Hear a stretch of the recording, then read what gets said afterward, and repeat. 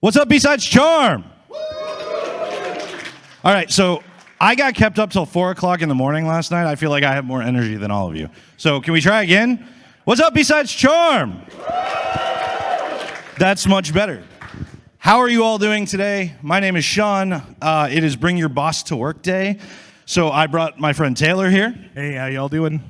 Taylor, would you like to introduce yourself? Sure, I'll go ahead and introduce myself. So I have the wonderful, amazing job of being Shawn's boss. It's exhausting. He's lying. I don't even know how I have energy this morning, to be honest, taking care of him. But no, in all honesty, Shawn is amazing to work with. We work together at Yahoo. We're with the Paranoids. Before that, I did about 10 years with the FBI doing some counterintelligence type work. It was super secret and super fun. Yeah, I had a good time. But here to talk to y'all today and go over the action group method. Shawn. Yeah, he also left out, so he is the Director of Threat Detection and Response at Yahoo. I am the Director of Forensics and Incident Response Engineering, lovingly called FIRE internally. Before that, IR consultant, SOC work, a whole bunch of stuff. So we have spent the last couple of years working on what we call the action group model to incident response. And we think it's kind of a cool thing. So we figured, hey, we're going to come talk to a bunch of people about it because it'll be fun. Yeah, it seems to work okay for us. So hopefully, this might be interesting for you all. Maybe not. We'll see. Take what you can home with you. Yep. All right, you want to dive right in? Yeah, let's do it, John. Cool. All right, so we're going to start you off. So this is our general workflow for the action group model. So essentially, this is not terribly different from most other models of incident response. You have sort of an intake section. Hey, how are we actually bringing things into our area? Are we finding detections? Do we have things that are being sent in by our partners? We have to do something with that after we have it, though.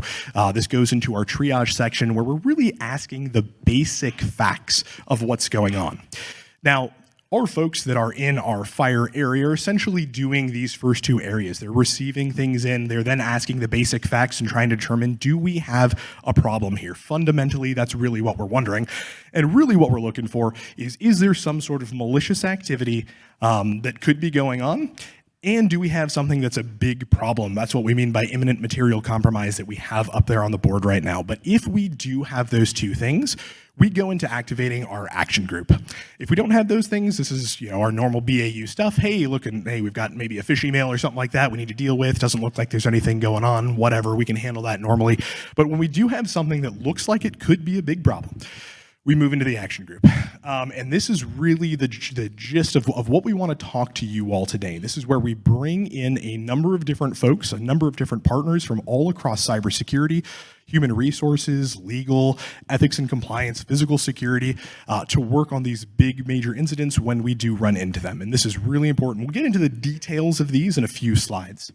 But as we go through this, we kind of continue on through the general method. We do our response. This is where we're asking what are the key questions that we need to deal with here. And then we go through, set forward those work streams that we have. Afterwards, we go into our closeout. This is our normal lessons learned, post-incident response activities, and things like that.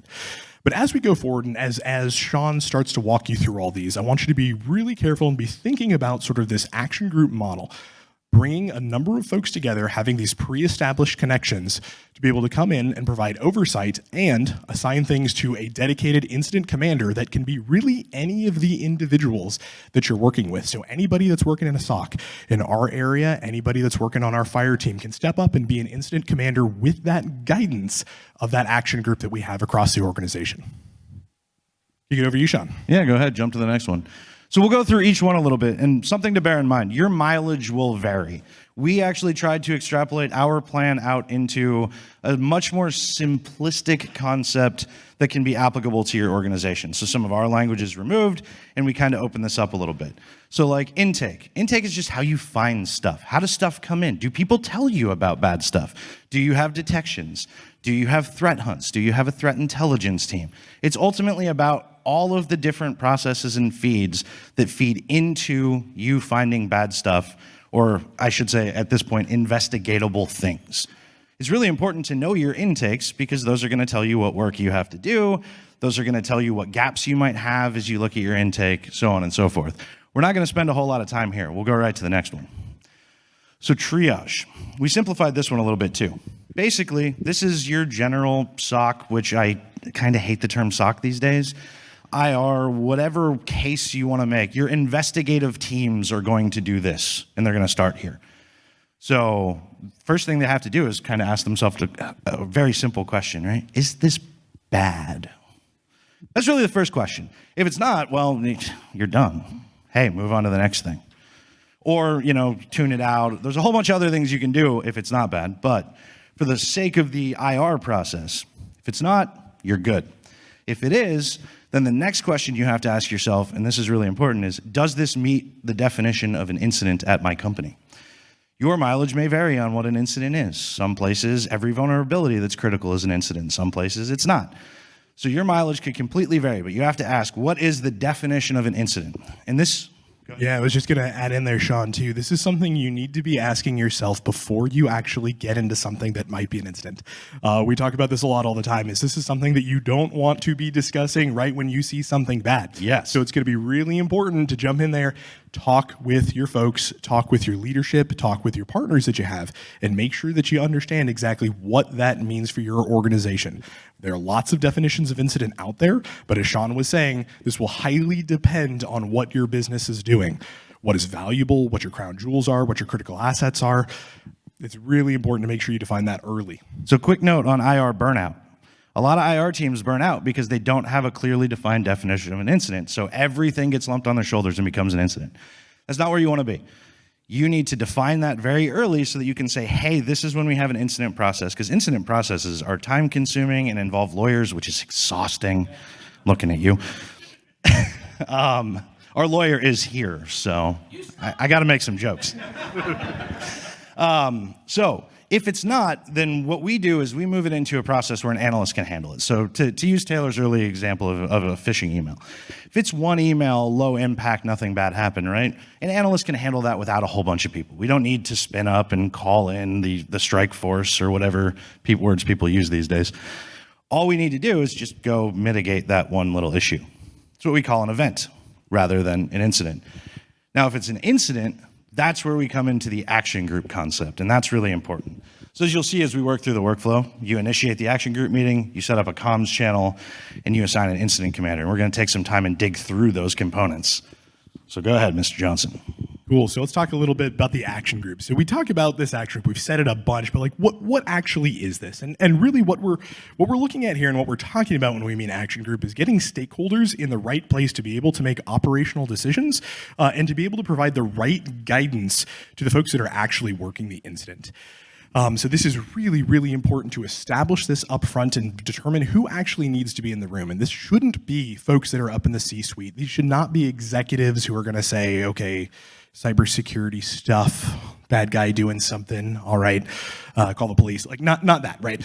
We need folks who are actually at the decision-making level. They can make tangible decisions on what's going on, but also are close enough to the operational level to understand the ins and outs and the different work streams that you're going to have when you're working one of these incidents. And so typically this action group is going to be making decisions on where you're going, but really establishing work streams. Making sure that these work streams are answering the core investigative goals that you actually have. And so, when we talk about who's actually a member of this action group, like clearly you need the folks that are doing incident response. So for ourselves, Shawn and myself on this, but also you want to have other elements of cybersecurity that are important to have in there as well, such as your intelligence teams that you have, potentially even a red team point of contact, maybe some of your policy folks. This can vary slightly depending on what you need to deal with in your organization, but having the right folks in that room that you can really get answers to most any questions or at least know the right direction to go to is really important. So one thing that's actually really important about how you structure an action group if you're going to do it, it's split up into what we call responsible parties and support parties. And that is kind of the key, because a lot of people, when they think about an incident, they think about just the responsible parties, right? The IR team is a responsible party. Up to your CISO is arguably a responsible party. But they don't think about support parties. Your detection engineering team, great support party. Your threat intelligence function, great support. Legal, sometimes great. So you really want to look at who can help with this in some way, shape, or form, because as anybody who's worked in incident knows, they're all complex, they're all different, especially big ones. So bringing together a multitude of experience, thought processes, and skill sets is going to get you through that better. And I'll dive into that on like the importance of like variable work streams later, but go ahead. Yeah, absolutely. And I think if you think about this, we take a practical example, say you've got a corporate account that's been taken over by an adversary or something like that. As you dive into that, yes, you're going to need to deal with sort of the tactical of, okay, how do we evict this actor? How do we actually figure out where this actor is? But oftentimes you're also going to be wondering, okay, what data has been compromised? Could things be out the door? Do we have any regulatory obligations? And having those right folks in the room that really understand how the process works, to be able to give you that counsel really in the moment is incredibly important, because one of the things you really don't want to be doing is when you're dealing with an incident to go, who do we talk to? Who do we actually go to get an answer to this question? Are we under some regulatory obligation? How do we actually get this data? All of these questions may come up during an incident. And I think it's really important to be able to have these relationships pre-established and make sure that they're all in that room. Now, one of the things that you all may be asking and are probably wondering here is, hey, we've got a bunch of cooks in the kitchen now. So we may have these responsible parties or maybe these support parties that we have in our action group too. But how do we actually make decisions? How do we make sure that operational control is maintained? And for that, I'll kick you over to Shawn and the incident commander concept. Cool. So this probably isn't a super new concept, everybody, but this is something that's super important to talk about across your organization to make sure that it exists, right? The first thing that the action group does before we do anything else is we establish this role of the incident commander. One of the great things about the action group model for us is it makes the incident commander a very accessible role. So it's not just who's the most experienced guy or who is this, because they have a team of people that are there to support, so we can make it a junior. And we often will on different cases and can. It makes it a very accessible model because they have support. It's kind of like being thrown in the ocean, but having somebody next to you with a life vest. That's really kind of my whole model of leadership, so. Seems to work all right. Yeah, I don't know. What does the front row say over here? Yes, front no? row? Good? No? Okay. We got one no. It's okay. I can do that. So the other thing that you really gain from the incident commander model, though, is you have somebody who has operational control. That's really important. And that has to be agreed upon at a business level. So when that person, regardless of their rank or title, hits up a VP somewhere and says, I need you to do this, they understand that they need to do that. That is like the most critical thing during an incident. It's also the person who frankly keeps track of things and helps assign out the work streams that we'll talk about in a minute, and all of those other things. Because somebody's got to keep track, keep everybody on task, and make sure that we have the power to handle the thing that we need to handle in that moment. Yeah, and I it sounds scary in the moment, particularly for junior employees who are going to be an incident commander. Oh my gosh, we've got an adversary that's doing something. We got to deal with them, and I'm the commander. Looking at you, Mark, over there. But I think fundamentally that's why the action group is really important, because you do have the leaders in the room who are tasking out those work streams and understanding what we need to do, and really empowering that incident commander to get done what we have to get done for the incident itself. Also really important to bring in, say, legal counsel with that action group to say, like, hey, this is what we can do, this is what we can't do, those sorts of things as well. Just wanted to shout out Bunny Smith, who's down there supporting us and gave us these lovely shirts today. She did give us these lovely shirts. All right, so this all kind of bleeds into the what happens when we actually do response, though, right? So the way we do response and the way that we think about response is this very secular thing. It's also meant to be particularly adaptable. This isn't some playbook that says always go do this, always go do that, always go do this other thing. I mentioned earlier, incidents are different. Different things happen. Different things are affected. There's different ways that you need to approach it. So we put a whole bunch of smart people in a room, as the TLDR, and we go... And Taylor and Shawn. Yeah, smart and people us. Plus Taylor and Shawn. True. And then we go, what do we need to do? Okay, like we need to know this, we need to know this, we need to know this, we need to know this. We should investigate here, mitigate here, do this, this, and this. We build that out, and then we assign people to it. And we assign across the entire scope of the action group. So we'll go to, if our threat intelligence members on the action group, who from your team is assigned to this thing? Who are you giving us? We need somebody.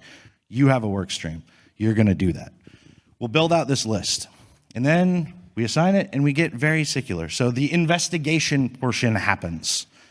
That's a little bit kind of out in the wind, but the investigation is going to be different. Could be different logs, could be different servers, could be we need forensics versus we just need network telemetry. Doesn't matter. We do that.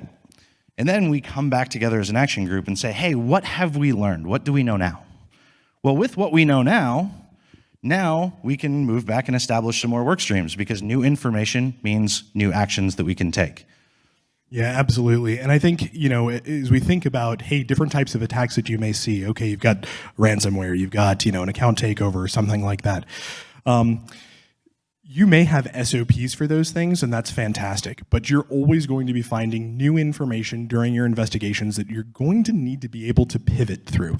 So, okay, you might have something that means you've got a completely different type of attack, and you won't necessarily have an SOP to be able to account for every single type of attack that you're going to see. So that's why it's important to sort of remain flexible, keep bringing that new information back into the working group. We have the action group, and then making those decisions that come out of the new information that you have. Also, for anybody here who all here works in IR? Is someone blowing up a helicopter with an arrow not the perfect explanation of what we do? Hat tip to Taylor here for finding the GIF last night, but it is the perfect explanation of this job. All right, let's keep going. So this is the whole model all laid out. We can leave it here for a second if anybody wants to take a snapshot or do any of that kind of stuff. Like, you are more than welcome to.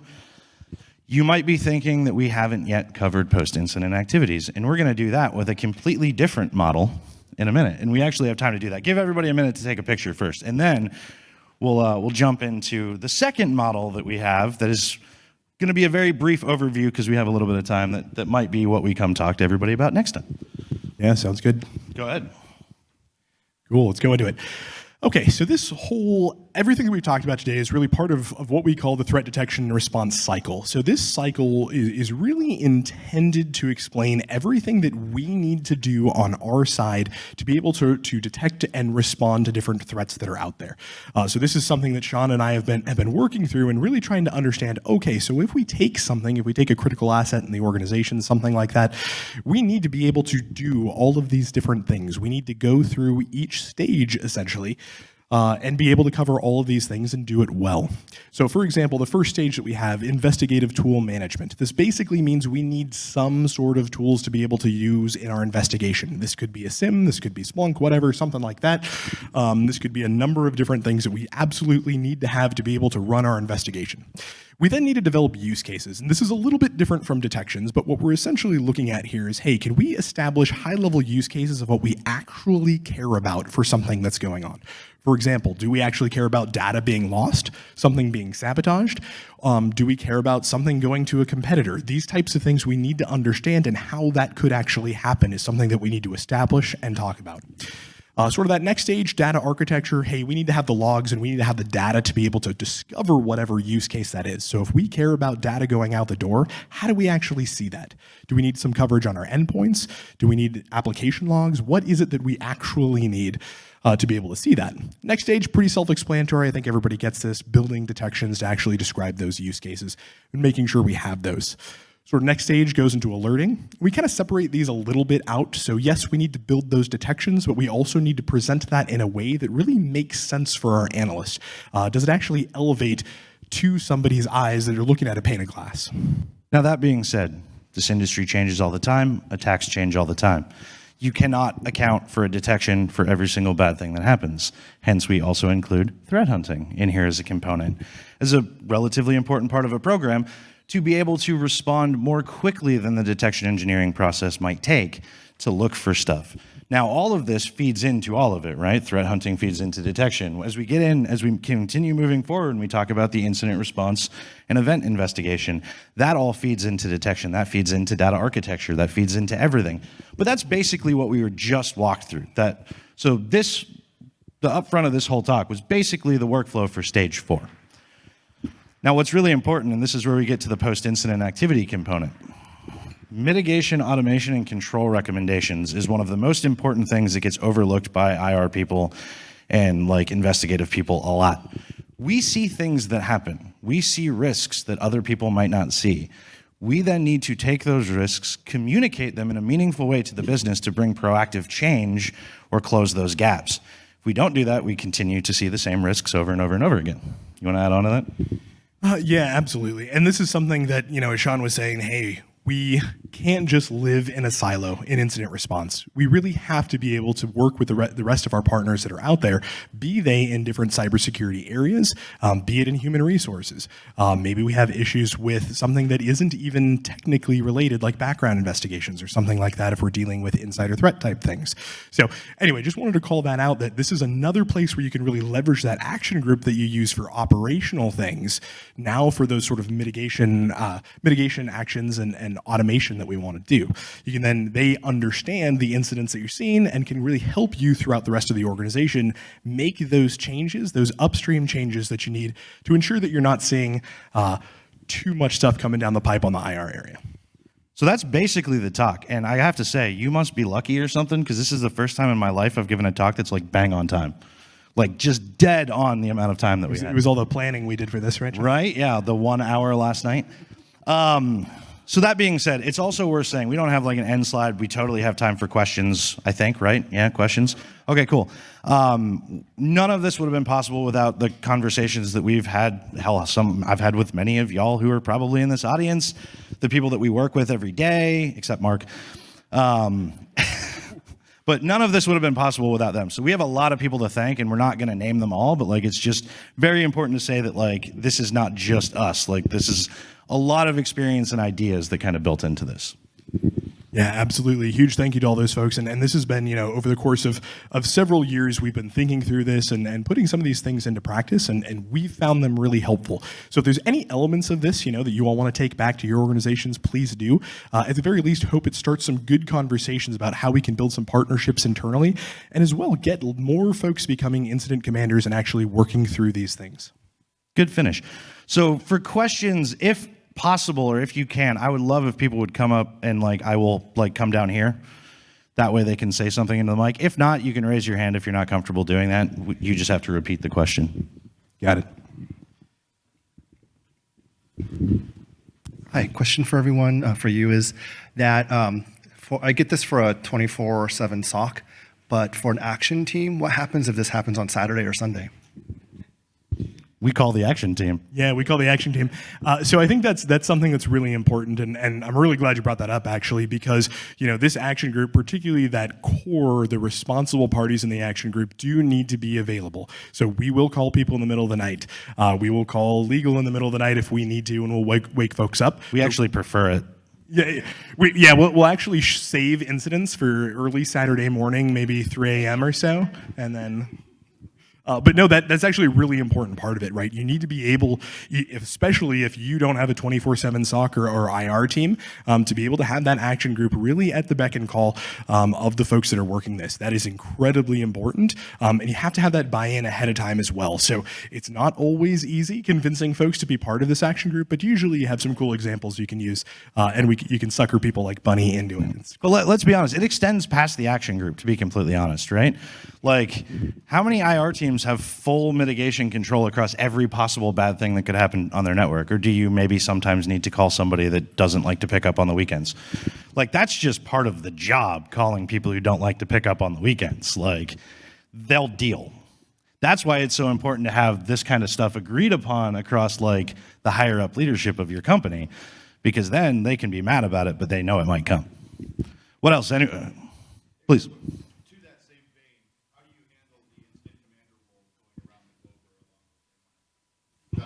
How do you handle the incident commander role going around the globe or around the same lines? I can take that one if you want. So we genuinely try to, like, incident commander is somebody who is there and available and like can do it. We can also hand off that role. It's one of the great things about doing this kind of work. It's not hard to hand off that role and say, hey, you're in charge now. Or you have a team like mine, I'm looking at all of them with disappointment, who just don't leave when things happen and just refuse. And that's on them, not on us.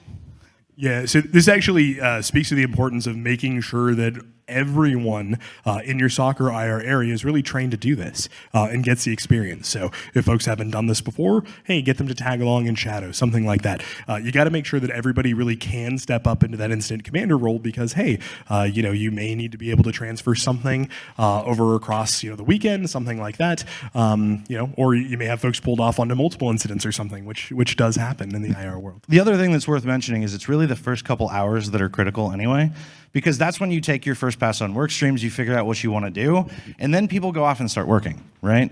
So until there's new and damning information, if there is new and damning information, that's when the action group gets back together. And that's when you can figure out the best course of what to do next.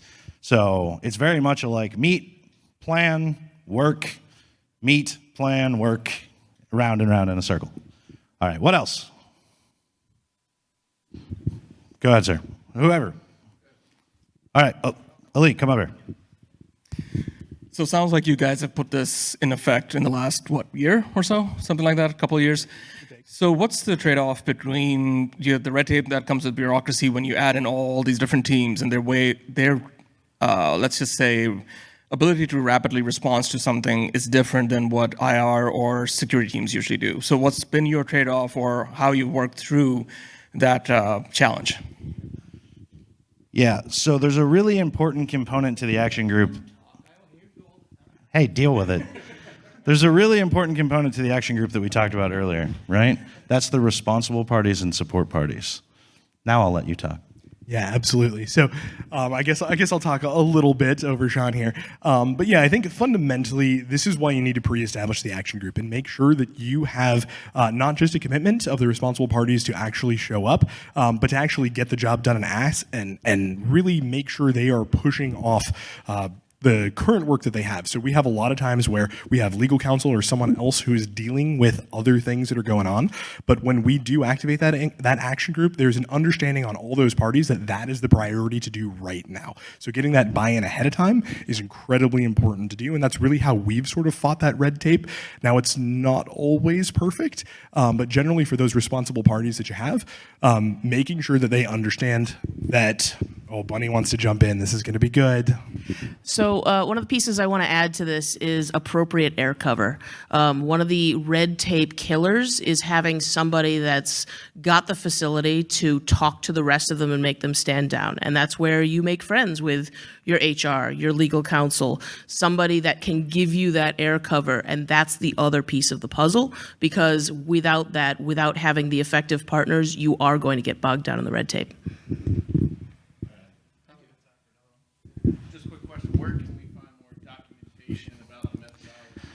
So we had this brilliant plan that we were going to work all this up, and we were going to launch a blog post alongside the talk, and we were going to do all that. And then we wrote the talk last night and have none of that. That being said, we are planning on doing all of that when this recording goes live.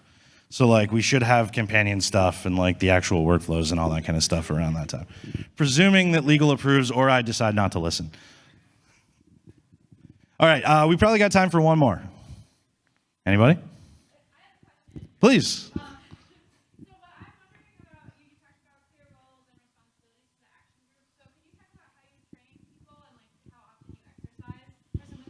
How do we train people and how often do we exercise for the clear roles and responsibilities? You want to take it? Yeah, all the time. Hopefully we're not putting this into practice all the time. That's a really good way to train folks up. But I think one of the core things, and I think this is something I really want to call Shawn out for doing a really amazing job with, is sort of as we started this, Shawn is a veteran incident commander here. He really took that role of the incident commander and sort of led as the leader in the organization, said, this is how we do this. And so we built a lot of that stuff and modeled a lot of this stuff off of how Shawn has done this. And as he's put some of this stuff into practice, we've brought a lot of the more junior employees along to sort of observe that. And I think there's really nothing better to do than to really understand how this stuff gets put into practice and activated. So that's really one of the ways, is making sure that our junior employees that are here actually see Shawn or really any senior person in your organization put this stuff into practice. The other piece is that, yes, we have the specific processes all documented and outlined internally as well, so that folks understand this and are able to essentially follow along with what the requirements of that role specifically are. In terms of regularly drilling and training, this is something that we do probably not as often as we want to. I think regular drill of this sort of stuff is actually incredibly important. It's just sometimes finding time in an IR shop to do that, which we find a surprising amount of time, though. Think about tabletop programs and all that kind of stuff. Like there's quite a bit. Yeah, so one of the things, speaking of tabletop programs, that we actually think is pretty important to do as well, is to make sure that you have tabletops with your executives using this model or whatever that you have. So when you come up to some of those big time decisions that need to be made during an incident, you do need executive cover for that, as Bunny was talking about earlier, making sure that your executives are roped in as well. Taylor, they're telling you to shut up. Yeah, well, I'm getting pulled off the stage. I thought that you were going to play the Oscar music to get me off stage. Was that? No? You'll have to come up and drag him, trust me. All right. All right, thanks Thanks, folks. everybody so much. I appreciate it. We'll be around to talk.